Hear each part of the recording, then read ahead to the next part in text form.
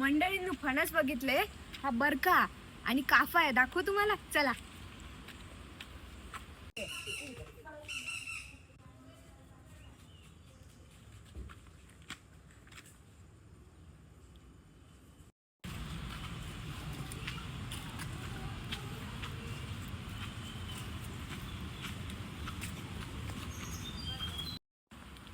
हा काफा फणस, आता जून महिना सुरू आहे तर हा फणस पिकणार.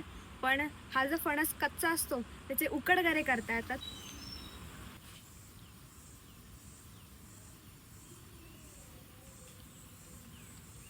तर हे आहेत पिक्क्या काफ्या फणसाचे गरे. यम्मी आहे खूप.